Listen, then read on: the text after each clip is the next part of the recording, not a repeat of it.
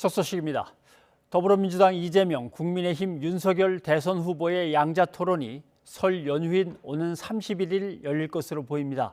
사자 토론은 그 이후 다음 달 3일 진행될 전망인데 정의당과 국민의당은 양자 토론에 대한 거센 비판을 이어갔습니다. 이경국 기자입니다.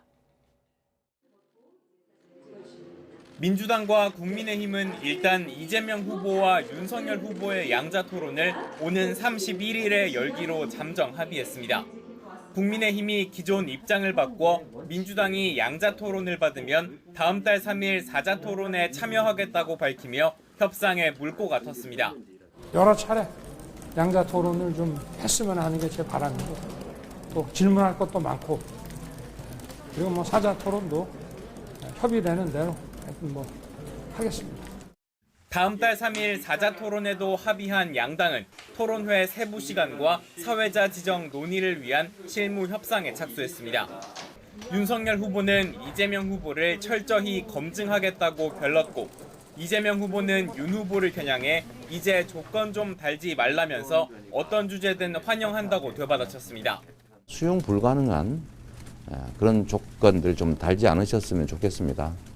양자 토론이라도 저는 언제든지 어떤 주제든지 저는 수용한다 이 말씀 드립니다. 하지만 양자 토론에서 배제된 국민의당 안철수 후보 측과 정의당 심상정 후보 측은 즉각 반발했습니다. 국민의당은 거대 양당의 담합이자 꼼수 정치라며 양자 토론 합의 철회를 요구했습니다. 두 당의 후보가 지금 다 법을 공부한 분들 아닙니까? 근데 법원의 판결에 대해서 이렇게 편법으로 빠져나가고 이런 짓 해도 되는 겁니까 정말? 정의당은 국민의힘이 이랬다 저랬다 토론판을 흔들어 국민 혼란만 부추겼다면서 다음 달 3일 사자 토론에는 정말 참여할 건지 약속하라고 몰아붙였습니다. 이마저도 윤석열 후보가 불참한다면 참석을 확약한 3명의 후보만이라도 TV 토론을 추진해야 한다는 입장을 확인합니다. 논란 끝에 양자 토론과 다자 토론이 모두 가시화됐지만 양당의 실무 협상 과정과 국민의당, 정의당의 반발은 막판 변수로 남아 있습니다. YTN 이경국입니다. 더불어민주당 이재명 후보는 해병대를 찾아서 군장병을 위로하고 북한의 미사일 발사 실험을 규탄했습니다. 또 당선되면 긴급 재정명령권을 발동해서라도 소상공인 피해 보상에 50조 원 이상을 지원하겠다고 약속했습니다. 김태민 기자입니다. 군복을 입은 민주당 이재명 후보가 서해안 경계를 담당하는 전방 해병대 부대를 찾았습니다. 군 장병들을 위로하며 미사일 발사 실험을 잇따라 감행한 북한을 강한 어조로 비판했습니다. 집중적인 미사일 발사로 공론을 불민을 시키고 이 한반도의 불안정을 초래하는 행위에 대해서 매우 유감스럽게 생각하고 강력히 규탄하는 바입니다. 문재인 정부와 차별화된 국방 안보 행보를 이어가고 있는 건데 20대 장병들을 만나서는 청년층 표심을 공략했습니다. 당장 내년부터라도 일부 시작해가지고 그리고 올려서 어쨌든 임기 안에는 200만 원 좀 될 거다. 최저임금이. 그 정도는 보장하자. 오후에는 최근 비상이 걸린 오미크론 변이 확산 대응을 위해 대한의사협회 소속 전문가들과 머리를 맞댔습니다. 지금까지의 엄격한 방역 체계는 사실상 힘들어졌다면서 개인 병원 중심의 유연한 방역 체계 개편을 주장했습니다.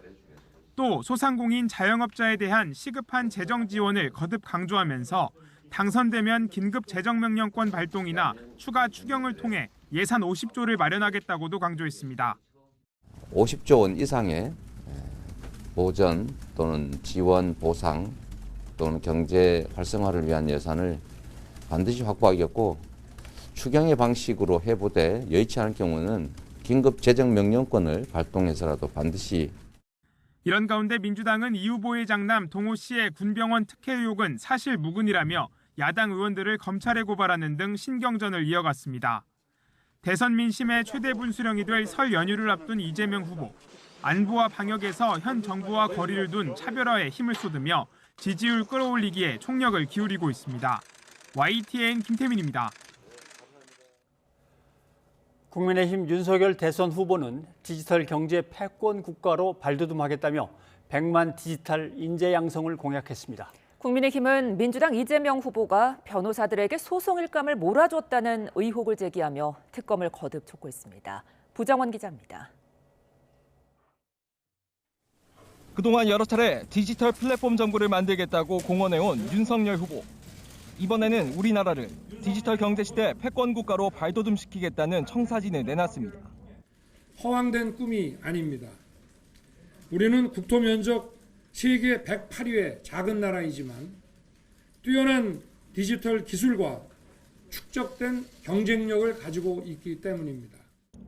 AI와 소프트웨어, 클라우드, 6세대 이동통신까지 세계 최고 수준의 경쟁력과 인프라를 구축하겠다는 구상입니다.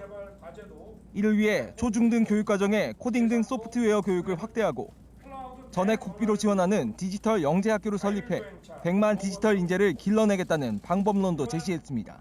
그런 인재 양성이 또 일자리를 만드는 역할도 할 수 있습니다. 이 디지털 경제를 키워나가기 위해서 기업이 필요로 하는 그런 고도로 숙련된 인재도 만들어내야 되고 완성도 높은 플랫폼 정부를 구축해 세계 각국에 수출하겠다는 포부도 밝혔습니다. 이런 가운데 국민의힘은 민주당 이재명 후보를 향한 공세를 이어갔습니다. 성남시장 시절 친분이 있는 변호사들에게 소송 일감을 몰아줬다는 의혹을 집중 조명하면서 특검 필요성을 거듭 강조했습니다. 자고 일어나면 또 새로운 의혹이 제기되는 그야말로 까도 의혹 뿌린 대선 후보가 아닐 수 없습니다. 대선을 앞둔 분수령인 설 연휴 민심을 잡기 위해 사활을 건 모습입니다. 윤 후보는 연휴 직후에는 광주 방문을 계획 중인데 최근 호남 지지율이 높게는 20%까지 치솟은 만큼 이 기세를 살려 호남 공략을 가속화한다는 전략입니다. YTN 부장원입니다. 국민의힘이 3월 재보궐선거에서 대구 중남구의 무공천 방침을 발표하자 김재원 최고위원 등 예비 후보들이 잇따라 무소속 출마 의사를 밝혔습니다. 민주당은 무공천을 가장한 공천이라고 꼬집었고 정의당은 서초갑 공천이 유지된 건 모렴치의 극치라고 비판했습니다. 김승환 기자입니다.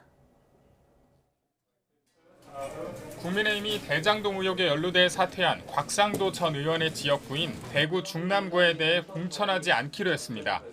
권영세 공천관리위원장은 불공정과 내로남불로 점철된 문재인 정권과는 다른 새 정치를 하겠다는 의지로 받아들여달라고 강조했습니다.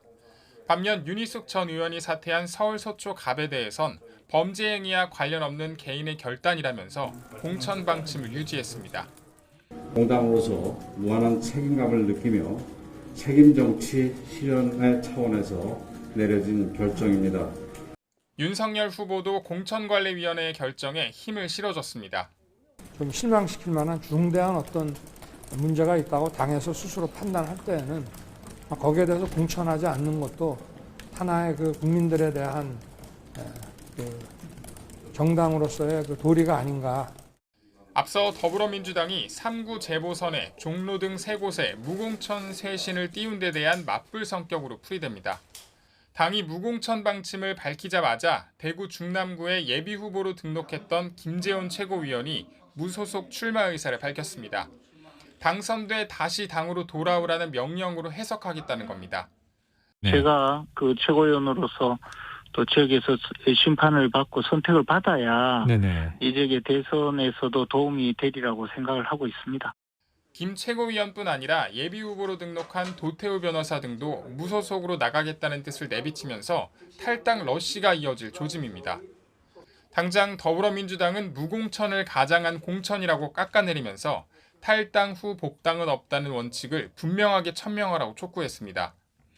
정의당 배진교 원내대표는 윤희숙 전 의원 사퇴 자체가 귀책 사유인데 서초 갑에는 공천하겠다는 건 유권자들을 우롱하는 몰염치의 극치라고 쏘아붙였습니다.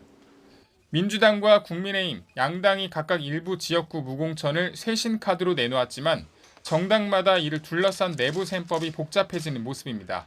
YTN 김승환입니다. 주술 대통령, 무속인 그 자체. 국민의힘 윤석열 후보와 부인 김건희 씨의 무속 논란과 관련해 다른 후보 진영의 맹폭이 연일 쏟아지고 있죠. 이러자 이번에는 무속인들이 반발하며 집단 행동을 경고하고 나섰습니다. 우리나라 최대 무교단체로 알려진 경천신명회 측은 자신들은 정부의 정식 종단으로 가입돼 있다며 김건희 씨와 가까운 것으로 알려진 건진법사 때문에 무교인들을 싸잡아 비판하지 말라고 반박했습니다. 특히 건진법사는 자신들의 교단 사람도 아니라며 교단 사람도 아닌데 무교 전체가 보도돼 집단 행동을 검토 중이라고 밝혔습니다. 들어보시죠. 지금 현재 우리 건진법사나 이런 분들하고는 저희가 전혀 우리 무교하고는 상관이 없거든요. 그런데 이제 한두 분의 어떤 그런 분들에 의해서 정치권에 이렇게 계속해서 오르내리니까. 근데 지금 현재 교구장이라든지 저희 회원들이 교단 사무실로 계속해서 전화를 하고 왜 이렇게 정치권에서 이렇게 계속해서 이야기를 하는데 무속을 비하하고 이런 발언들을 많이 하고 있는데 왜 가만히 있냐. 우리가 너무 조용히 있으면 안 되지 않느냐. 국회 여의도에서 모여야 되지 않겠느냐. 이 단체는 지난해 10월 윤 후보의 왕자 논란이 불거졌을 때 신교에 대한 무분별한 멸시와 부정, 희화화가 지속되고 있다며 성명을 내기도 했습니다. 당시 성명에서 지칭한 영성이 바르신 그분이 혹시 윤 후보를 가리키는 게 아니냐는 해석이 나오자 특정인을 뜻한 것이 아니라며 부인했는데요. 이런 지적을 의식한 듯 이번 집단 행동 역시 윤석열 후보 지지 활동이 아니라고 분명하게 선을 그었습니다. 이어서 들어보시죠. 저희는 정치와 종교는 분리가 돼 있고 정치하고는 전혀 무관하죠. 그리고 개인들, 작게 신도들 분들 또 개인 어떤 회원분들의 그 사람들의 마음이지. 우리가 특정 어떤 정당이라든지 특정 후보를 지지하고 그런 것은 없습니다. 그런데 지금 한간에는 지금 현재 신문에 보면 우리가 어떤 특정 후보를 지지하고 있다. 또 이렇게 이런 식으로 발표가 되는데 저희 교단에서는 그런 적이 단 한 번도 없었고요. 저희는 정치에 전혀 관여를 않고 있습니다.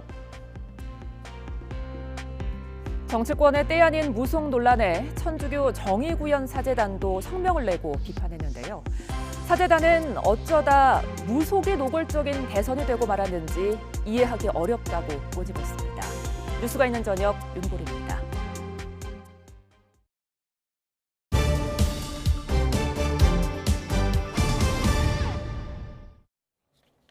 네, 이재명, 윤석열 양 후보 측은 TV 토론을 놓고 신경전을 계속 이어가고 있습니다. 설 연휴 동안 열릴 수 있을지 또 민심의 변화는 어떻게 될지 전국 상황을 배종호 세한대 교수, 김종혁 경제사회연구원 언론센터장과 살펴보도록 하겠습니다. 두 분 어서 오십시오. 안녕하세요. 네. 자, 이제 설 연휴입니다만은 두 후보 토론이 이제 기다려지고 있습니다. 두 후보가 토론에 대해서 각각 말하는 게 있는데 그걸 일단 듣고 얘기를 나눠보죠. 예. 우리가 신발을 하나 사도 다 비교해서 사는데 우리 국민들의 운명을 책임질 후보들을 국민들 앞에 비교 분석할 수 있는 그런 기회를 많이 드리는 것이 바로 우리의 도리다. 특히 양자 토론은 이재명 후보 측에서 연말부터 계속 여러 차례 제안을 해왔기 때문에 여러 차례 양자 토론을 좀 했으면 하는 게 제 바람이고 또 질문할 것도 많고 그리고 사자 토론도 협의되는 대로 하여튼 하겠습니다. 네, 그간의 경과를 보면 윤석열 후보 측에서 31일 날 양자 먼저 합시다. 그다음에 그 후에 다시 날 잡아가지고 이제 사자 토론을 하자 이렇게 된 건데 여기에 대해서 민주당이 그럼 하겠다 결국 이렇게 됐고 그러면 이제 국민의힘에서 좋다 받아들인 거 환영한다 이렇게 됐습니다. 그러면 31일 날 열리는 건 확실할까요? 31일 날 열리는 건 확실하지 못하죠. 그 이유는 공직선거법 때문에 그랬습니다. 현행 공직선거법 82조에 따르면요, 이 후보자 초청 토론회를 할 수 있는 그 주체는 언론사로 분명히 명시가 돼 있거든요. 그래서 이 공직선거법에 따르면은 정당이 예비 후보자 또는 후보자 토론회를 주관할 수가 없단 말이에요. 근데 지금 국민의힘에서는 양자 토론회를 하자라고 하고 있기 때문에 법상 안 되는 문제에서 실현 가능한가라는 부분이 미지수고요. 그러다 보니까 이걸 이제 조건을 혹시 걸어서 지금 법원에서 사자 TV 토론하라고 돼 있지 않습니까? 그래서 이제 구체적으로 31일 또는 2월 3일 양일 지상파 3사가 제안을 했는데 이런 사자 TV 토론을 피하기 위한 일종의 꼼수가 아닌가 이렇게 좀 염려가 됩니다. 김 소장님. 저는 확실히 법적인 거는 좀 논란이 있을 것 같습니다. 왜냐하면은 스튜디오에서 하는 게 아니라 다른 장소에서 하는 그 후보자 간의 토론을 중계를 하는 것들이 그게 법적으로도 금지되어 있는지는 사실은 잘 좀 의아스럽긴 한데요. 무엇보다도 일단은 이게 저는 양자 토론과 사자 토론은 법원에서는 일단 사자 토론을 하라고 얘기를 했잖아요. 예. 그래서 사자 토론으로 가는 게 더 정상적이지 않을까 싶기는 합니다. 하지만 국민의힘에서는 윤석열 후보 측에서는 아니 그동안에 이재명 후보가 계속 양자 토론을 하자고 하지 않았느냐. 그러니까 우리 양자 토론을 가자라고 이렇게 강력히 주장하고 있는데 그 이유는 제가 보기에는 어쨌든 이제 정권 교체에 대한 열망은 50% 이상으로 상당히 높은데 윤석열 후보가 그걸 다 받지는 못하고 있잖아요. 예. 그거를 안철수 후보하고 이렇게 서로 나누고 있는데 일단 이재명, 윤석열 이 양자 토론이 만들어지면 정권 교체를 원하는 대표 주자다 내가 이런 것들을 각인시킬 수 있고 그래서 이 설 때 이런 분위기를 좀 확산시킬 수 있지 않나라는 그런 정치적인 판단 같은 게 좀 깔려 있지 않나라는 그런 생각은 드네요. 예. 아무튼 양측이 31일 날 TV 토론 우리 양자로 하자라는 얘기를 이미 합의를 했었기 때문에 그거에 대해서 아마 국민의힘은 계속 하자고 얘기를 할 명분이 있는 것 같기도 하고요.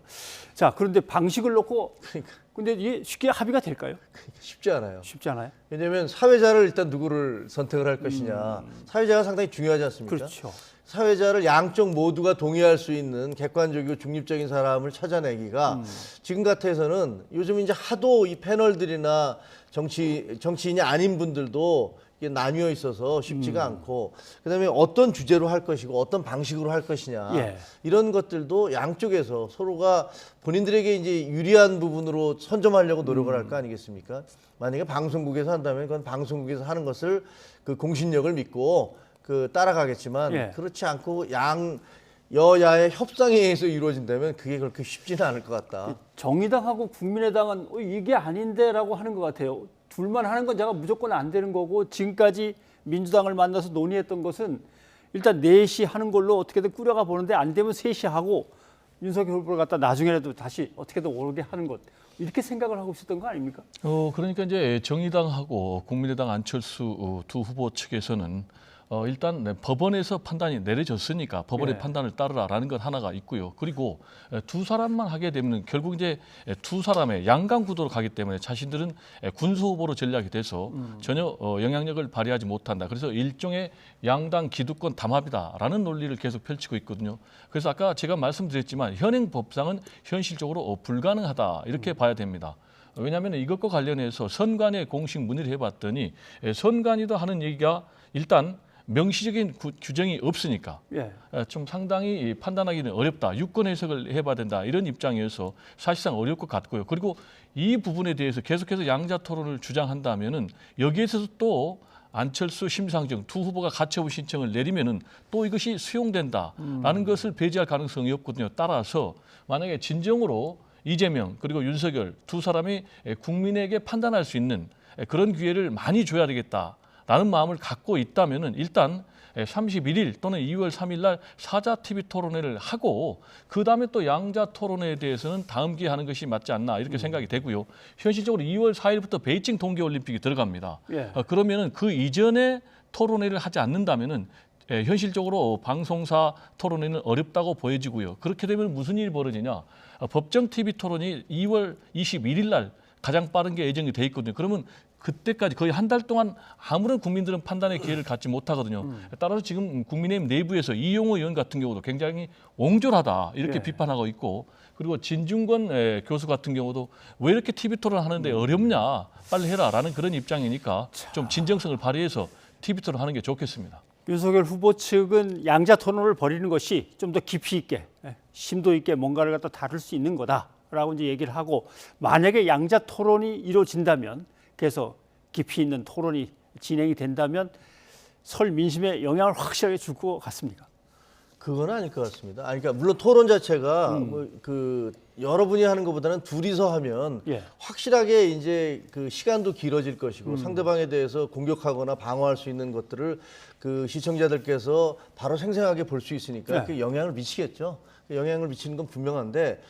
그 보면 윤석열 후보 측에서는 그동안에 이제 그 약간 토론을 회피하는 거 아니냐라는 이런 얘기들을 좀 들어왔었지 않습니까? 그런데 오늘도 뭐 얘기하는 거 보면은 제가 질문할 것도 많고 뭐 이런 식으로 얘기를 한단 말이에요. 그런 걸 보면 나름대로는 윤석열 후보는 이 이재명 후보의 약점이라든가 이재명 후보에 대한 공격거리를 차곡차곡 많이 쌓아놓고 준비한 것 같아요. 그래서 양대 토론이 되면 내가 충분히 공격을 할 수 있다 이런 생각을 하시는 것 같고 또 이재명 후보는 본인이 또 워낙 말씀을 잘한다고 스스로 믿고 계시니까 그래서 두 분이 만약에 붙게 된다면 표현이 좀 저속합니다만 치열한 싸움이 벌어질 것 같은데 그런데 만약에 이렇게 다른 후보들을 다 제껴놓고 두 분이 토론을 했는데 이게 내용이 좀 시답지 않다. 그러면 굉장한 비난을 받을 것이고 다른 당들과 국민들로부터 뭐냐 이거 다른 사람들 다 빼놓고 둘이서 토론하더니 이 정도밖에 안 되는 거야. 이런 비난을 살 수도 있겠죠. 그렇죠. 알겠습니다. 그런데 일단 보니까 설 연휴가 대선 전 민심의 어떤 분수령이 될 거는 분명한데 자 이재명 후보는 대구 경북을 가겠다고 하고 그다음에 윤석열 후보는 역시 수도권을 다져야겠다라고 생각을 하는 것 같습니다. 설 민심 두 후보의 행보가 어떻게 진행될지에 대해서 백 교수님은 일단 말씀하신 대로요. 지금 이제 두 후보 초박빙의 혼전이 계속되고 있거든요. 따라서 설 민심을 누가 잡느냐가 굉장히 중요하고 이제 지난번 대선하고 다르게 설 연휴가 끝나면 이제 바로 대선으로 들어가는 점이 좀 차이가 있거든요. 그래서 설 연휴 이후에 과연 누가 여론조사에서 우세를 보이느냐라는 것이 그대로 대선 판세를 좌우할 수 있기 때문에 지금 뭐 이재명, 윤석열, 이재명 두 사람 다 이번 설 연휴에 최대 전략적으로 접근하는 그런 상황인 것 같은데요. 이재명 후보 같은 경우는 지금 대구, 경북 TK 지역을 방문할 계획이다라고 얘기를 하고 있어요. 그 이유는 아시겠지만은 TK 같은 경우에 여태까지는 상당히 민주당 후보가 13지역이었지만은 최초의 지금 TK 후보 아니겠습니까? 경북 안동이 고향이니까 그래서 현재는 한 20% 정도 나오는데 이걸 30%만 뚫어내면은 본선에서 굉장히 승리할 가능성이 높다. 이렇게 판단해서 지금 TK 공약을 내세우고 있는 것 같고요. 반면에 지금 윤석열 후보 같은 경우는 수도권 민심을 겨냥한다고 그래요. 수도권 민심이 중요한 이유는 아시겠지만 전체 유권자의 한 50% 정도 차지하고 있거든요. 근데 최근에 엎치락뒤치락 하면서 윤석열 후보가 지금 역전에 성공을 했거든요. 따라서 굳히게 나서겠다. 이런 전략으로 보입니다. 네, 김 센터장님 어떠십니까? 저는 그 설 자체로 뭐 민심이 크게 바뀔 것 같지는 않습니다. 왜냐하면 지금 SNS 시대고 인터넷 시대라서 사실은 가족들끼리 부모님과 다 가족 카톡방을 그 개설해놓고 서로 왔다 갔다 하고 있기 때문에 과거처럼 뭐 서울에 지방에 쫙 내려갔다가 거기서 민심이 섞인 다음에 다시 올라오고 이러는 것들은 이런 현상은 이제 추석 되고 설이고 이제 시대가 달라져서 그런 건 별로 없을 것 같다. 아날로그 시대 때 얘기입니다. 그렇지. 아날로그 시대 때 얘기라는 느낌이 들고요. 그리고 또 하나는 과거에는 이제 부모에 의해서 자식들이 많이 영향을 받았지만 요즘은 이제 거꾸로 젊은 세대에 의해서 어른들이 이제 영향을 받는 그런 일들도 벌어지고 있습니다. 그런데 저는 이제 이재명 후보가 대구 경북을 가시잖아요. 이번에 내려가는데 조금 타이밍이 좀 안 좋은 것 같아요. 왜냐하면 바로 전에 지금 그 호남에 내려가서 지역 감정을 자극할 만한 그렇게 비판받을 만한 얘기를 많이 하셨거든요. 근데 그렇게 얘기하고 또 대구 경북에 가서 과연 뭐라고 얘기할지 거기서 박정희 대통령을 그렇게 박정희 시대에 이렇게 지역 차별이 있었다라고 얘기를 한 다음에 바로 대구 경북에 가서는 또 뭐라고 하실지. 근데 그 이전에 대구 경북에서는 박정희 대통령 엄청 찬양을 했었단 말이에요. 그런 것들을 어떻게 설명할지 동선이 좀 꼬이지 않을까 이런 생각이 들어요. 네, 알겠습니다. 그리고 또 하나 이제 특이한 것은 호남 민심을 잡기 위해서 이제 구애가 치열한데 뭐 이재명 후보는 말씀하신 대로 갔다 왔고 직접 또 윤석열 후보도 손편지를 일일이 다 썼습니다. 그래서 갔는데 이제 수치가 나와보면 알겠지만 이재명 후보도 호남에서 70%는 확실하게 넘겨야 되는데 아직 한참 모자라는 것 같고 윤석열 후보도 10%를 훌쩍 넘겨야 될 것 같은데 모자라고 두 분 다 모자라는 상황인 것 같아요. 자, 호남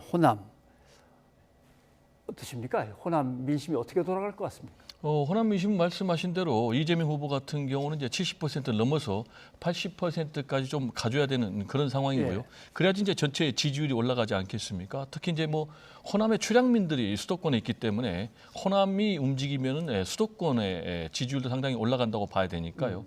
그리고 이제 윤석열 후보 같은 경우는 두 자릿수를 좀 안정적으로 얻으면은 본인이 대선 승리에 굉장히 중요하겠다라는 이제 그런 차원에서 뭐 전체 총 한 2,300만 세대 정도 되는데 10%까지는 예비 후보자가 홍보물을 보낼 수가 있습니다. 그래서 230만 전량을 지금 호남에 손편지 그 필처를 해가지고 보낸다는 것 아니겠습니까? 근데 이제 중요한 것은 호남의 민심을 잡기 위해서는 진정성이 중요한데 진정성과 관련해서는 좀 일관성이 있어야 되는데 얼마 전만 해도 윤석열 후보가 전두환 찬양 발언 그리고 또 뭐 개사과 사진 논란 그리고 또 대구 밀란 발언 뭐 이런 식으로 해가지고 굉장히 호남인들을 자극하는 그러다 보니까 5.18 광주 민주화 묘지를 방문도 못하는 그런 일이 있었기 때문에 이런 뭐 호남 구애 전략이 어느 정도 먹힐지 좀 상당히 좀 미지수고요. 아까 이제 우리 센터장께서 말씀하신 그 이재명 후보의 광주 발언과 관련해서는 그건 본인이 실제 겪었던 역사적인 사실이니까 그리고 그런 부분은 또 지난번에 대구 경북 가서는 얼마든지 또 애양심을 나타내는 그런 발언을 했기 때문에 충분히 본인이 문제 없이 소화할 수 있다 이렇게 봅니다. 예, 가능할지는 모르겠습니다만 아무튼 자 그래도 윤 후보도 손편지도 보냈지만 뭔가 호남의 어떤 표심을 갖다 끌어오기 위해서 좀 해야 될 것들이 많이 있을 겁니다. 예, 그렇죠. 아니 지금 일단 손편지를 보내고 무슨 그런 그 자기가 직접 낭송을 해서 또 이렇게 여러 가지 유튜브 같은 데서 예. 전달을 하더라고요. 그러니까 그런 것들이 그런 노력인데 아까 말씀하신 진정성이 있느냐라는 그 비판을 하고 있는 거 아니에요. 근데 저는 이재명 후보가 올라가지 않는 이유도 그 진정성 때문이라고 생각을 해요. 예. 왜냐하면 거기서 전두환 그 전 대통령 비서 뭐 이렇게 그 넘어져 있는 거 막 밟으면서 그런 그 퍼포먼스를 하셨는데 또 당장 또 저 대구 지역에 가서는 전두환이 경제적으로는 성공을 했다. 인정을 해야 된다 이런 얘기를 했고 박정희 전 대통령에 대해서도 양쪽에서 왔다 갔다 하면서 하시는 말씀이 전혀 다르기 때문에 제가 보기에는 그런 것들을 바라보면서 호남에 있는 분들이 저분이 도대체 무슨 실제 속마음이 뭘까라는 것들에 대해서 의구심이 좀 드는 것 같고 또 하나는 안철수 후보가 있잖아요. 예. 그래서 안철수 후보가 10% 조금 아까 뭐 여론조사에서 11.3 정도. 예, 그 정도 나오고 있기 때문에 그 부분이 뭐 어차피 국민의힘 지지도 그 후보에 대한 지지도가 낮다는 건 뭐 다 알고 있지만 그게 안철수 후보가 일정 부분을 제가 보기에는 이재명 후보 부분을 뺏어가고 있기 때문에 과거의 다른 후보들과 같은 그런 일방적이고 전폭적인 지지를 받기는 쉽지가 않다 그런 생각이 듭니다. 보니까 안철수 후보가 한 12 정도, 13 정도를 이제 갖고 있고, 그러니까요. 예. 그다음에 결정을 못 하고 그냥 대답이 없는 사람들이 또 한 10 정도 되는 것 같고, 근데 이것을 어떻게 할 건가 이제 두 양쪽 후보들이 고민을 해야 되겠죠. 자, 설 연휴 이후에 드디어 이제 나올 카드들 뭐 서로 폭로한다, 뭐 예를 들면은 뭐 깎아내린다 하는 것들 다 나왔고, 그다음에 재판들도 어느 정도 진행이 또 중요한 것들도 진행이 됐고, 남아있는 가장 이제 중요한 변수들이 뭐가 될 건가 이제 이 얘기를 해봐야 될 것 같습니다. 배 교수님 뭐라고 보십니까? 뭐 흔히들 얘기하는 게 김건희 씨의 무속 논란이 담긴 뭐 7시간 통화 내역이 굉장히 중요하겠고 그리고 또 이재명 후보의 형수 욕설 문제도 굉장히 설 민심 밥상에 올라갈 이슈면 틀림이 없어요. 그러나 저는 가장 중요하게 생각하는 것은 뭐냐면 코로나 이슈라고 생각을 합니다. 왜냐하면 지금 코로나 19 하루 확진자가 지금 급등하고 있지 않습니까? 13,000명, 14,000명, 오늘 지금 16,000명이 넘었거든요. 예. 이렇게 되다 보니까 지금 당장 설 민심이 지금 흔들리고 있어요. 이동하는데도 상봉하는데도 영향을 받고 있거든요. 따라서 누가 대통령이 되느냐에 따라서 내 생명과 안전이 영향을 받겠다라는 측면에서 굉장히 심사숙고하게 지도자를 선택하는데 고민할 것 같고요. 특히 이제 소상공인 자영업자 지원 문제 관련해서도 지금 이번에 300만 원 올리고 대상이 320만 명이지만 전체가 한 600만 명이기 때문에 여전히 한 300만 명 정도가 소외돼 있거든요. 따라서 이걸 누가 언제 즉각적으로 많이 주느냐 이런 부분이 굉장히 중요한 문제이기 때문에 저는 코로나19 문제가 가장 중요한 이슈로 떠오르지 않을까 이렇게 생각이 됩니다. 당장 불안하고 나름대로 먹고 살기 힘들다 그러면 뭐 민심이 나빠질 테니까 그건 여건이 또 불리해질 수도 있다는 말씀이군요.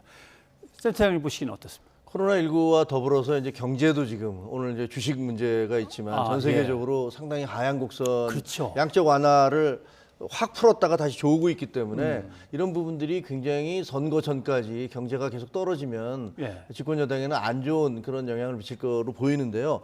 아마 지금 이재명 후보 측에서는 김건희 씨 부분이라든가 무속 논란 이런 것들을 계속해서 공격할 거라고 생각을 합니다.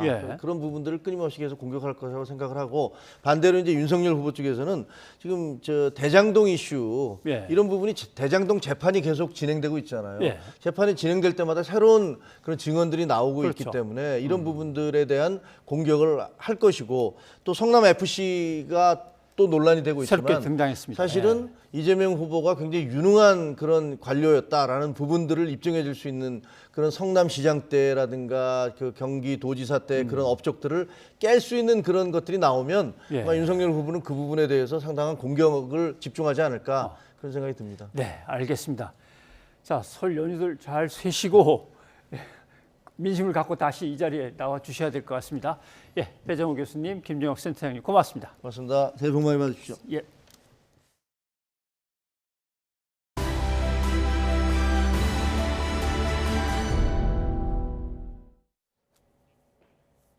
본격적인 설 연휴를 앞두고 기차역과 공항 버스터미널에는 귀성길 인파가 몰렸습니다. 시민들은 고향 가는 길이 설렌다 하면서도 여전히 거센 코로나19 확산세에 조심스러운 모습입니다. 이런 귀성길 모습을 김철희 기자가 전해드립니다. 설 연휴를 하루 앞둔 금요일 오전, 공항에는 조금 일찍 고향으로 날아가려는 사람들이 몰렸습니다. 몇 년째 못 본 그리운 이들을 곧 만난다는 생각에 상기된 표정들입니다. 자주 못 보니까 좀 한번 뵙고 싶어서 가고 있고요. 뭐 코로나도 걱정되고 하니까 뭐 마스크도 잘 쓰고 최대한 방역에 좀 주의하면서 이렇게 만날 예정입니다. 코로나19 감염 위험이 여전히 큰 만큼 이번 명절도 가족끼리 조심조심 보낸다는 이들도 많습니다. 시댁이 제주도라서 제주도로 지금 내려가고 있고요. 어른들께 언제까지 기다리라고만 할 수는 없어서 코로나 검사 아이들 이렇게 받고. 기차역도 여행 가방을 손에 든 채 고향으로 향하는 사람들로 북적입니다. 집이 대구여서 집으로 내려가는 길이고 이번에는 친척들도 다 안 모이기로 해서 그냥 집에서 저희 가족끼리만 시간을 보낼 예정입니다. 한국철도공사는 다음 달 2일까지 이어지는 특별 수송 기간 동안 17만 명 넘는 사람이 서울역을 이용할 것으로 예상했습니다. 연일 사상 최다 신규 확진자 기록을 새로 쓰고 있는 만큼 감염 걱정의 역앞 선별진료소 대기줄도 덩달아 길어졌습니다. 설에 손자를 마음껏 보려 미리 검사를 받으러 온 할머니도 있습니다. 4살짜리 손자가 있어요. 그러니까 손자 얼굴을 마음껏 보려면 내가 안전해야 되잖아요. 붐비는 버스터미널 못지않게 검사소에도 많은 사람이 모였습니다. 버스에 몸을 싣고 고향으로 가는 사람들 역시 안전한 연휴를 위해 검사는 잊지 않았습니다. 이번 설날이 아니면 또 내려갈 시간이 없어서 그냥 검사 받고 내려가려고요. 비행기로, 기차로, 버스로 저마다 이동 수단은 달랐지만 조금 더 일찍 그리운 얼굴을 보고 싶은 마음만은 모두 같았습니다. YTN 김철입니다.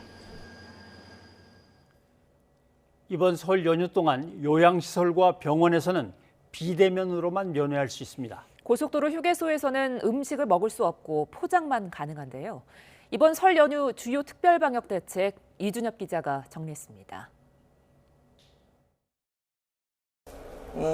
여보, 사랑해요. 유리벽 하나 사이에 두고 애틋한 마음을 나눕니다. 2년째 요양병원에 머무는 아내를 직접 마주하고 싶지만 이렇게 비대면 면회만 할 수 있습니다. 설을 앞두고 있어 간절함이 더합니다. 지난 24일부터 다음 달 6일까지 2주 동안 요양시설과 병원에서는 비대면 면회만 가능합니다. 사전 예약도 반드시 해야 합니다. 많이 아쉽죠. 가족 입장으로서는 뭐 자주 찾아볼 수도 없는데 이렇게 또 오랜만에 와서 또 비대면으로 다 하고 하루속히 끝났으면 좋겠습니다. 이게. 정부는 이번 설 연휴에도 코로나19 확산을 막기 위한 각종 특별방역 대책을 실시합니다. 다음 달 6일까지 성묘 봉안시설의 단체 재래시를 폐쇄하고 실내시설은 예약제로 일부 운영합니다. 명절 전통시장 손님은 온라인 특별 판매전으로 유도하고 300제곱미터 이상 마트에서는 시식과 시음이 금지됩니다. 다만 백화점과 마트를 비롯해 박물관 같은 문화예술 시설에서 방역 패스는 실시하지 않기로 했습니다. 불가피한 귀향에는 3차 접종을 하신 분들만 소규모로 짧은 시간만 방문하시기를 권고합니다.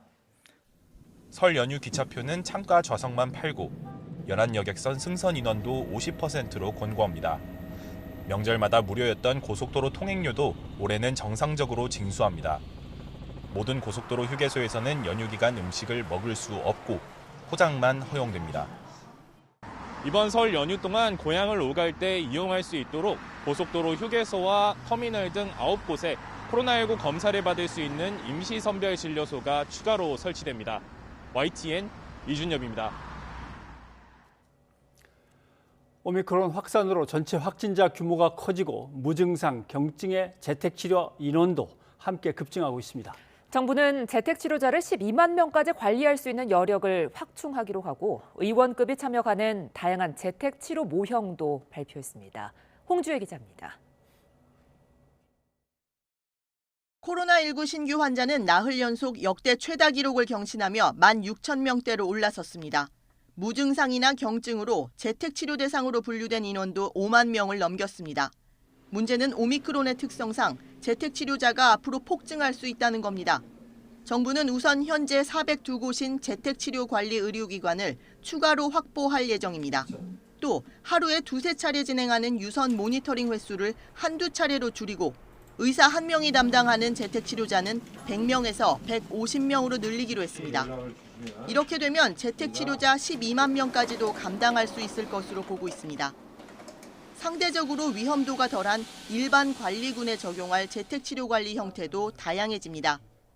낮에는 의원이, 밤에는 의원 컨소시엄 형태인 재택치료 지원센터가 환자 상태를 관리하는 모형과 환자를 진찰하고 검사한 의원이 밤에도 자택 전화 대기하며 24시간 주치의 역할을 맡는 모형이 마련됐습니다. 낮에도 지금 자기가 본 환자입니다. 보고 진찰을 했고 충분한 상태를 알고 의무 기록을 본인이 알고 있는 상태가 되겠습니다. 그렇기 때문에 집에 가서라도 언제라도 전화를 받을 수 있게 돼 있습니다. 이와 함께 의원은 낮에만 모니터링하고 밤엔 24시간 운영하는 병원급 재택의료기관으로 연계하는 방식도 있습니다. 이런 가운데 다음 달 중순엔 국내에서 5번째로 승인된 코로나19 백신인 노바백스 백신 접종이 시작됩니다. 노바백스 백신은 1인용 주사제 형태로 5개월간 냉장 보관할 수 있어 보관과 유통, 사용이 편리한 게 큰 장점입니다. 의료기관이나 요양병원 입원 환자, 요양시설 입소자 등 고위험군 가운데 미접종자들이 우선 맞게 될 예정입니다. YTN 홍주혜입니다. 오미크론 변이가 빠르게 확산하자 정부는 고위험군 중심의 검사 체계를 전국으로 확대하기로 했습니다. 고위험군 외에는 코로나19 검사와 치료까지 모두 동네 병원에서 받게 되는데 다음 달 3일부터 시행됩니다. 보도에 이형원 기자입니다. 코로나19 확진자 급증에 정부는 다음 달 3일부터 피해 최소화 전략을 전국으로 확대하기로 했습니다. 감염대 중증 사망 위험이 큰 60살 이상 고령층 등 고위험군 중심으로 진단 치료 체계를 전환하는 겁니다. 고위험군은 기존대로 선별진료소에서 정확도 높은 PCR 진단검사를 받지만 그 외 국민은 의심 증상이 있을 때 동네 병의원에서 신속 항원 검사를 받습니다. 양성이 나오면 추가로 PCR 검사를 받고 최종 확진 때는 먹는 치료제 처방 등 치료까지 동네 병원에서 받습니다. 검사비는 무료이며 의원 기준으로 진찰료 5,000원이 부과됩니다. 진찰과 검사부터 이후 치료까지 가급적 한 기관이 모두를 담당하도록 할 계획입니다. 우선은 정부에서 지정한 호흡기 전담 클리닉 431곳부터 시작해 이비인후과 등 희망하는 동네 병의원으로 이 같은 진료 체계를 확대합니다. 혹시 모를 감염 전파를 막기 위해 일반 환자와 코로나19 증상을 보이는 환자의 동선을 구분해야 하고 검체 채취 공간 마련이나 의료진이 4종 보호구를 착용해야 하는 등 준비해야 할 게 많기 때문입니다. 그 호흡기 전담 클리닉은 기존에 저희가 예산을 지원해서 이미 동선이 분리가 되어 있습니다. 여기부터 확대한다는 그런 말씀을 드리겠습니다. 2월 3일 날 꼭 오픈을 의무적으로 오픈을 부탁을 드렸습니다. 호흡기 전담 클리닉을 제외한 동네 병의원은 다음 달 1일까지 신청받는데 정부는 1,000곳 정도가 참여하도록 의료계와 협의하고 있습니다. 코로나19 검사 치료를 담당하게 될 의료기관은 다음 달 2일부터 건강보험 심사평가원 홈페이지나 포털 사이트 지도에서 확인할 수 있습니다. YTN 이영훈입니다. 오미크론 확산으로 코로나19 일일 확진자 수가 10,000명을 훌쩍 넘어섰지만 서울 홍대 거리는 여전히 야외 술판으로 골머리를 앓고 있습니다. 지난해 지자체가 대대적인 단속을 벌이기도 했지만 주변 상인들은 단속 때만 잠깐 한산해질 뿐이라고 호소합니다. 김혜린 기자가 보도합니다. 하루 신규 확진자 10,000명대 돌파를 앞둔 지난 22일 토요일. 술집이 문을 닫는 밤 9시를 넘긴 서울 홍대거리 풍경입니다. 마스크를 턱에 걸치거나 아예 착용하지 않은 젊은 층이 삼삼오오 모여 술판을 벌이고 있습니다. 이보다 앞선 주말 밤엔 노래를 크게 틀어놓고 춤을 추기도 합니다. 흡사 야외 클럽을 방불케 합니다. 홍대거리 노마스크 술판이 문제가 되면서 경찰과 지자체가 대대적인 합동 단속에 나서기도 했지만 잠잠해지는 건 그때뿐. 젊은 층이 쏟아져 나온 거리는 단속 전으로 다시 돌아가는 모습입니다. 외국인과 젊은 층이 주로 모이는 홍대 거리입니다. 깨진 술병과 음료수 캔 등 야외 술판의 흔적을 곳곳에서 찾아볼 수 있었습니다. 주변 상인들은 밤새 거리에 쌓이는 쓰레기와 오물로 골머리를 앓습니다. 마스크도 안 쓴 불특정 다수가 거리에 모이다 보니 코로나19 확산도 걱정입니다.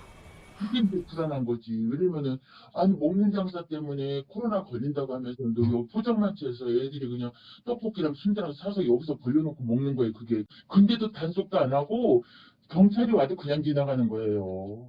못 들어가니까 이제 그렇게 사서 이제 모여서 그렇게 먹거나 뭐 같이 이렇게 뭐 얘기하고 놀고 그래요. 출근하기가 겁날 정도로 앞에 저 오면은요 진짜 여기 그 사발면 그냥 뭐 아주 길에 다 먹은 거 그대로다.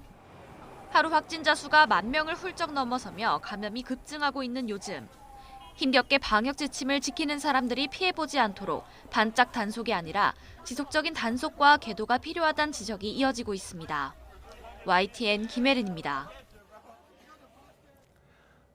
내일부터 닷새간의 설 연휴가 시작됩니다. 정부는 설 연휴 중 가급적이면 이동과 만남을 자제해달라고 요청하고 있습니다. 네, 설 연휴 동안 코로나19 상황이 어떻게 될지 이재가 한림대 강남 성심병원 감염내과 교수와 함께 짚어보겠습니다. 안녕하십니까? 어서 오십시오. 안녕하세요. 자, 신규 확진자가 16,000명대를 넘었습니다. 그리고 이제 설 연휴 기간 뭔가 거대한 변곡점이 될 거다. 이제 다들 긴장하고 있는데 뭐 잘못하면 설 연휴 끝나면 몇만 명으로 확 늘어날 수도 있다. 이런 예측도 나오고 그래서 걱정이 됩니다.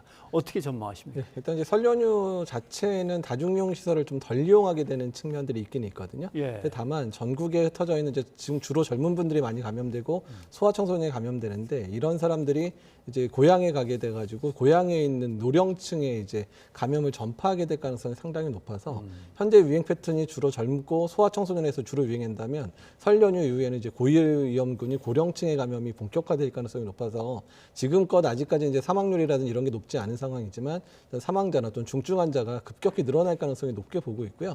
또한 이제 그러니까 설 연휴 때는 이제 검사를 많이 못하다 보니까 일시적으로 이제 확진자는 줄어들겠지만 그 못한 분들이 연휴 끝나고 2, 3일에 몰려서 검사를 하게 되면 갑자기 이제 지난번 추석 이후 때 갑자기 환자 늘어난 것처럼 갑자기 몇만 명의 확진자가 갑자기 진단되는 상황들도 이제 발생할 수 있을 거라 생각을 하고 있습니다. 네, 내일부터는 이제 바로 PCR 검사를 받을 수 있는 게 아니라 자가 검사 키트로 먼저 검사를 한 다음에 양성이 나와야만 PCR 검사를 할 수 있게 됩니다. 그런데 지금 이 자가 검사 키트가 정확성이 좀 떨어진다는 지적이 많지 않습니까? 괜찮을까요? 예, 일단 이제 신속항원 검사, 의료진이 직접 채취를 해서 하는 형태로 하더라도 유증상자에서 한 50에서 70% 정도를 잡아낼 수 있고요. 무증상인 환자에서는 20, 30%도 못 잡아내거든요. 그래서 신속항원 검사의 한계에 돼서 특히 본인이 채취하는 자가검사 키트 같은 경우는 검사 채취 방법 자체가 능숙하지 않기 때문에 훨씬 더 이제 효과가 떨어지는 그런 검사가 되기 때문에 그래서 이 검사의 한계를 분명히 인식하셔야 됩니다. 그러니까 양성이 나오면 내가 감염됐을 가능성이 높으니까 일단 자가 격리를 바로 시작하고 바로 이제 PCR을 받으러 가야 되는 상황을 만들어셔야 되기는 하지만 음성이 나왔다고 해서 난 괜찮으니까 나는 안 걸린 거야 라고 하면서 여기저기 다니는데 하루 이틀 동안 증상이 악화되면 이미 그 사이에 여러 명을 훨씬 더 많은 사람을 감염시킬 수 있는 상황이 되기 때문에 검사의 한계를 분명히 인식을 하고 이제 사용을 해야지 큰 문제 없이 사용할 수가 있습니다. 네, 알겠습니다. 그러면 설 연휴 중에 코로나19 진단검사를 받아야겠다 이런 상황이 생기면 이제 어떻게 해야 됩니까? 일단 지금 선별진료소는 열려 있고요. 그리고 저희가 지금 이제 고위험군 이제 PCR하는 거는 설 연휴 끝난 2월 3일부터거든요. 그러니까 일단은 설 연휴 중간에 선별진료소나 임시선별진료소를 방문하면 일단 기존의 방법대로 검사를 진행할 수는 있습니다. 게다가 이번에는 이제 고속도로 휴게소 같은 데도 임시선별진료소를 많이 만들기로 했으니까 가다가 혹시 부모님한테 옮길 게 걱정되면 중간에 휴게소에서 잠깐 검사를 하고 검사 결과를 통보받는 형식으로도 할 수 있는 방법들이 있으니까 일단 연휴 기간에는 똑같은 방식으로 진행이 되겠지만 이제 연휴 이후에 내가 혹시 증상이 있는 경우에는 아까 이제 방금 기사가 나온 대로 이제 젊고 건강한 사람들은 주로 호흡기 전담 클리닉을 가야지 검사가 가능할 거로 생각이 됩니다. 네. 이게 지금 유행 규모가 정점에 이를 때 하루 신규 환자가 10만 명에 이를 수도 있다. 이런 전망이 계속 나오고 있는데요. 설 연휴 이후의 확산세 어떨까요? 그러니까 이제 설 연휴 이후에 이제 전국 단위로 확산이 될 거고 설 연휴에서 한두 주 지나게 되면 본격적으로 확진자가 이제 급격히 늘어날 거 예상을 하고 있거든요. 그래서 지금 우리나라에서 이런 이제 수학적 모델링을 하고 있는 그룹들이 한 6, 7개가 되는데 거기서 가장 긍정적인 부분이 2월 말에 한 6만 명 정도가 가장 긍정적인 예측이고요. 6만. 예, 6만. 근데 심각하게 더 높다고 하는 데는 3월 중순 넘어가면 10만 명은 당연히 넘을 거다고 하는 예측이 대부분인 상황입니다. 그래서 일단은 근데 이거는 이제 지금 상황에서 그대로 갔을 때의 가정이기 때문에 그 중간에 우리가 어떻게 잘 그거를 조정할 수 있느냐에 따라서는 당연히 규모가 떨어질 수는 있거든요. 어쨌든 지금 이제 그런 예측이 되는 게 현실화가 되는 상황에서는 정부 차원에서의 그런 정책들 또 국민들의 동참 이런 부분들이 정말 중요해질 거다라는 말씀을 드리고 싶습니다. 예. 이런 걱정도 하죠. 그래서 그럼 5만 10만이면 도대체 사회적 거리두기는 얼마나 더 해야 되는 건가? 이제 이런 걱정도 하는데 정부는 또 의외로 여기서 뭐 더 강한 것이 나오지는 않을 것이다라고 하는데 그래도 되는 건지 이런 또 불안도 있고요. 그래서 정부 차원에서도 이제 의료 체계가 붕괴되는 상황까지는 갈 수가 없는 상황이거든요. 근데 아직까지는 중증 환자가 많지 않고 아직 뭐 20% 30%밖에 병상이 안 차지하고 있지는 않으니까. 근데 다만 6만 명, 7만 명 뭐 이렇게 나오기 시작하면 당연히 그 중에서 미접종자의 감염도 늘어날 거고 중증 환자가 늘어날 겁니다. 그래서 아마도 정부 차원에서 거리두기 강화를 결정할 부분들은 중환자실이 적어도 한 이제 60에서 70% 이상 차지는 지금 현재 2,200개 정도 병상이 있거든요. 그러니까 적어도 한 1,200에서 한 1,500명 정도의 중환자가 발생을 하게 되면 정부 차원에서도 거리두기 강화와 관련된 부분들을 고민을 할 수밖에 없는 상황이 될 겁니다. 네, 지금 오미크론이 전파력이 강하다고 해서 굉장히 걱정들인데 이보다 더 전파력이 강하다고 한 스텔스 오미크론이 또 나오지 않았습니까? 새로운 또 변이라고 하니까 걱정부터 되는데 어떤가요, 선생님? 일단 이제 스텔스 오미크론이라고 했던 스텔스는 이제 기존 진단 방법에서 잘 놓치기 쉬운 부분이다. 그래서 신속 항원 검사라는 이런 거에 정확도도 떨어질 거고 PCR 정확도가 떨어질 거기 때문에 그러니까 진단이 잘 안 돼 스텔스라는 이름이 붙긴 붙었는데요. 근데 현재 전파력에 관해서는 사실 말이 좀 많습니다. 근데 하여간 오미크론보다 조금 높은 게 아니냐 이런 얘기가 나오기는 하고 있고요. 일단 백신 효과에 대한 건 이미 이 부분에서 영국에서 이제 분석을 했는데 백신 효과를 떨어뜨리는 거는 기존 오미크론 큰 차이는 없더라. 이제 이 정도 나오고 있어서 일단은 조금 더 이제 임상 양상이라든지 전파력과 관련된 부분은 연구가 좀 필요하긴 하지만 어쨌든 오미크론에 비해서 아주 뭐 정말 성격이 변한 거는 아닌 것 같다 정도가 현재 의견으로 보입니다. 자, 설 연휴 끝나고 다음 달 3일부터는 전국에 있는 동네의 병원 의원들이 대거 코로나19 검사에 진찰, 또 진료에 참여를 합니다. 뭐가 달라지는 겁니까?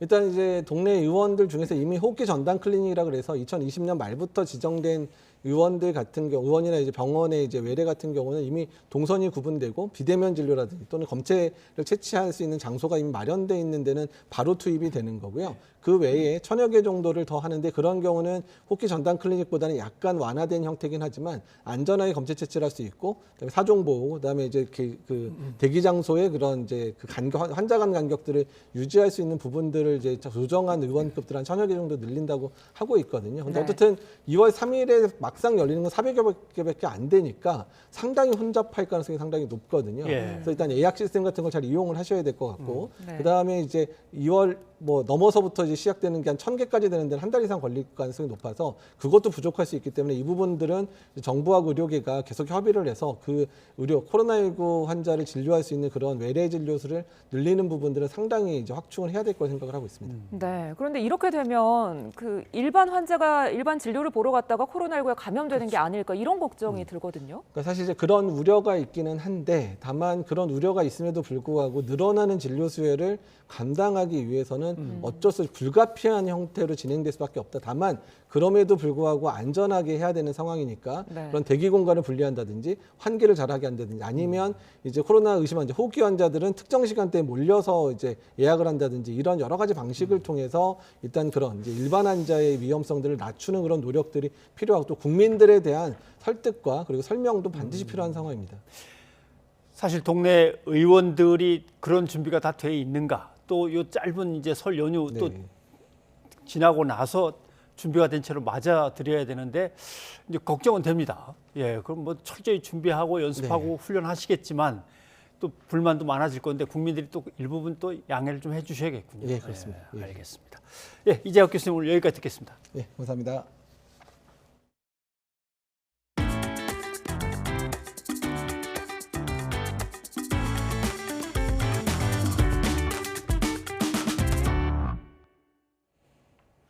북한이 지대지 전술 유도탄과 순항 미사일 시험 발사 결과를 동시에 공개했습니다.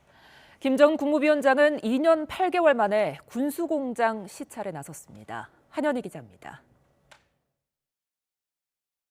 북한이 이틀 간격으로 발사했던 미사일은 장거리 순항 미사일과 지대지 전술 유도탄이라고 확인했습니다. 그러면서 두 기종의 시험 발사는 모두 성공적이었고 앞으로도 각기 다른 기능을 가진 탄두를 개발할 것이라고 밝혔습니다. 또 발사 결과가 당 중앙위원회에 보고돼 높은 평가를 받았다고 전했습니다. 김정은 국무위원장은 미사일 시험 발사에는 참관하지 않은 것으로 보이는데 대신 중요 무기 체계를 생산하는 군수공장을 시찰했습니다. 김 위원장이 군수공장을 찾은 것은 지난 2019년 6월 이후 2년 8개월 만입니다. 우리 무력의 현대화와 나라의 국방발전 전략 실현에서 공장이 맡고 있는 위치와 임무가 대단히 중요하다고 하시면서 지난해에는 시험 발사인 일절 참관하지 않고 미사일을 발사한 날에도 주택 건설 현장 등을 찾았는데 올해는 한 달 사이 극초음속 미사일 발사 참관과 군수공장 시찰 등 군 관련 공개 행보를 이어가고 있는 겁니다. 북한이 꾸준히 언급하고 있는 국방력 현대화 계획이 실질적으로 이루어지고 있다는 것을 강조하기 위한 것으로 보입니다. 군사적으로는 국방력을 강화하고 외교적으로는 강대강으로서 미국을 압박하는 전략적 의도가 담긴 것으로 분석합니다. 북한은 김여정 부부장 등이 시찰에 동행했다고 밝히면서도 군수공장 핵심 관계자들의 얼굴을 가렸는데 국방과학원 소속 인물들을 다수 포함했던 미국의 신규 대북 제재를 의식한 것으로 풀이됩니다. YTN 한현입니다. 광주 신축 아파트 붕괴 사고가 난 지 18일째지만 여전히 구조 작업에 어려움을 겪고 있습니다. 중앙사고수습본부는 구조를 위한 통로 확보를 위해 건물 보강 작업에도 나섰습니다. 나현우 기자입니다. 붕괴 사고로 매몰된 작업자를 수색하는데 가장 큰 걸림돌은 추가 붕괴 가능성입니다. 건물 왼쪽에는 대형 잔해물이 걸려 있고 남측 외벽도 아슬아슬한 상태입니다.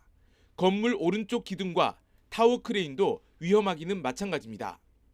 겉에서 보이지는 않지만 건물 내 바닥에도 균열이 발생해 중장비는 물론이고 지지대 없이는 구조대원이 다니는 것조차 위험합니다. 중앙사고수습본부는 오는 31일까지 건물이 추가로 무너지지 않도록 보강하는 작업에 나섭니다. 외벽은 이른바 H빔 2개를 활용해 내력벽과 연결하고 대형 잔해물은 쇠줄로 고정할 계획입니다. 전면 옹벽의 전도 방지 보강 작업을 철골 H빔을 추가 양중하였고 조립 중에 있습니다. 각각 27층과 28층에서 매몰된 채 발견된 작업자 구조를 위해 29층부터 뚫어 통로를 확보하기로 했습니다. 잔해물이 잔뜩 쌓여 있는데 시간은 더 걸리지만 위에서부터 구멍을 내서 진입하는 게 더 안전하다고 판단한 겁니다. 이식구층 코어 부분 전공이 진행 중에 있으며 완료되면 탐색 구조에 집중하겠습니다. 구조대원들이 수작업에 의존하여 구조 활동이 전개되고 있는 만큼 이번 붕괴 사고를 수사하는 경찰은 입건된 감리업체 관계자 2명을 불러 조사했습니다. 감리 측은 현대산업개발의 39층 공법 변경과 관련해 자료 요청을 했지만 끝까지 보여주지 않았다고 진술한 것으로 전해졌습니다. YTN 나연호입니다. 2천억 원대 오스템 임플란트 횡령 사건에 이어 강동구청 공무원이 공금 115억 원을 빼돌리는 등 대규모 횡령 사건이 잇따르고 있습니다. 두 사건 모두 횡령한 돈을 주식에 투자한 후 큰 손실을 보면서 피해 회복이 어려운 상황입니다. 신준명 기자입니다. 공금 115억 원을 횡령한 혐의로 구속된 강동구청 소속 7급 공무원 김모 씨. 횡령한 돈 대부분 주식에 투자했는데 이 가운데 77억 원을 손해봤다고 경찰에 진술한 것으로 알려졌습니다. 혐의 인정하시나요? 돈 횡령한 이유는 뭐예요? 주식에 투자하신 거 맞나요? 강동구청 횡령 사건이 알려지기 불과 20여일 전에는 오스템 임플란트 직원 이모 씨가 회사 돈 2,215억 원을 횡령한 혐의로 구속됐습니다. 이 씨 역시 수천억대 횡령금을 주식 투자에 사용해 이른바 파주 슈퍼겜이라고 불리기도 했지만 수백억 원의 손해를 감당하지 못했고 결국 주식을 현금화해 금괴나 부동산을 사들인 것으로 조사됐습니다. 피해자들에게 하고 싶은 말 없으신가요? 단독 범행 맞으세요? 윗선에서 지시했다고 하셨는데 사실입니까? 앞서 광주광역시에선 은행 직원이 2년 동안 26차례에 걸쳐 고객 예금 3억 원을 횡령한 뒤 주식에 투자한 혐의로 기소돼 징역 6개월에 집행유예 2년을 선고받기도 했습니다.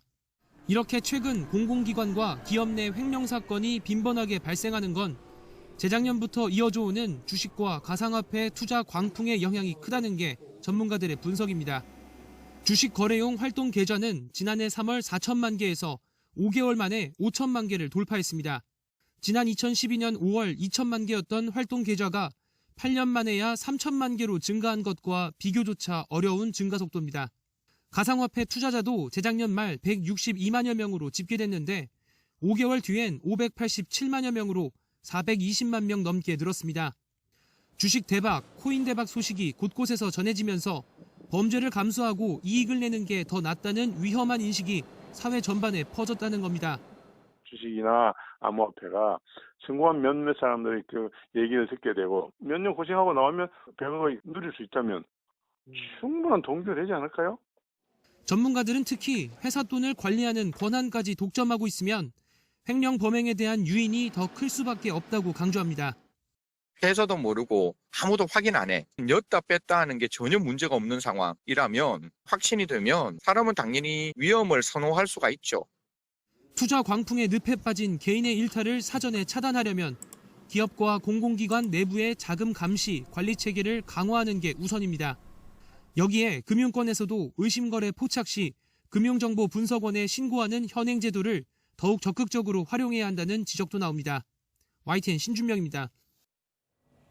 국제신용평가사 피치사가 우리나라 국가 신용 등급을 AA-로 그대로 유지를 했습니다. 전망한 것은 안정된 성장을 계속 이어갈 것 같다라는 거고요. 다만 국가 채무 쪽이 당분간은 괜찮지만 앞으로는 조금 위험할 수도 있다라는 전망을 내놨습니다. 무디스, S&P, 피치 주요 국제 신용평가사 3개 중에 우리의 신용 등급을 가장 보수적으로 매기고 있는 게 피치사죠. 우리가 뭘 잘 못하고 있을까 이걸 집중적으로 한번 살펴보겠습니다. 먼저 지금 지적했던 국가 채무 문제입니다.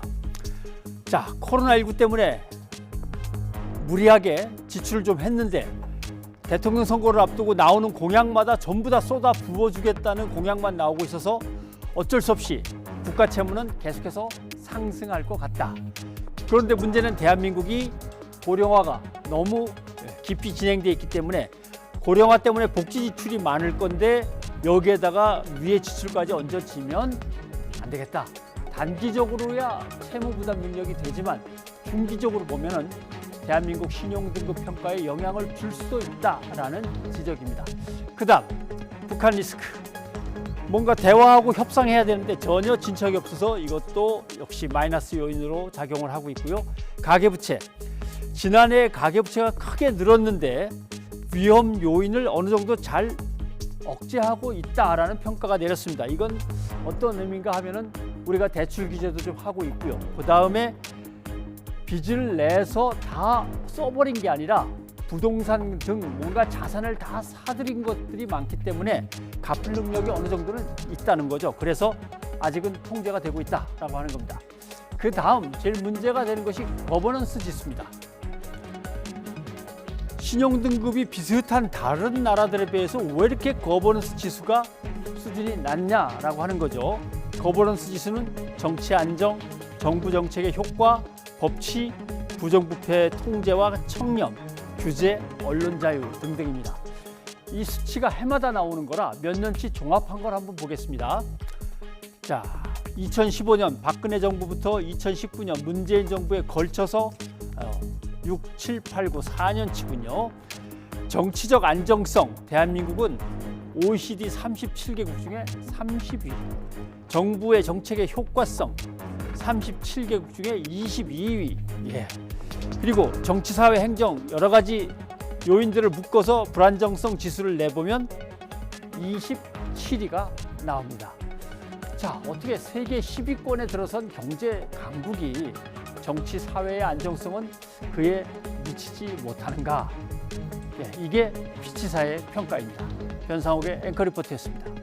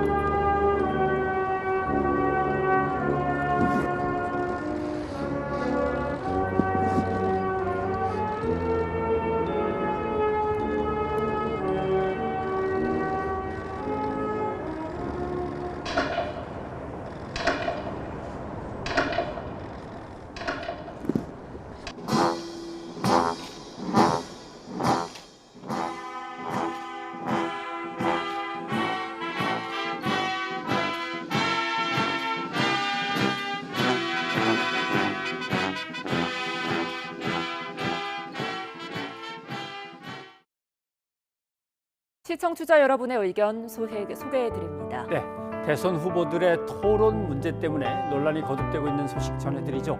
9116님, 사자 토론을 해도 제약이 없을 것 같은데 굳이 양자 토론을 해야 하는 이유가 있을까요? 하셨습니다. 네, 코로나19 속에 또 한 번 설 연휴가 시작이 되죠. 엘라님이 유튜브로 저희 가족은 안부를 전화로 대체하기로 했어요. 모두 방역을 잘 지켜서 안전한 명절을 보냅시다라고 댓글 주셨습니다. 여기까지 시청자 여러분의 의견 소개해드렸습니다. 네, 오늘 저희가 준비한 순서는 여기까지입니다. 네, 설 연휴 즐겁고 평안하고 안전하게 보내시기 바랍니다. 저희는 다음 주 목요일에 다시 인사드리겠습니다. 함께해 주신 여러분 고맙습니다.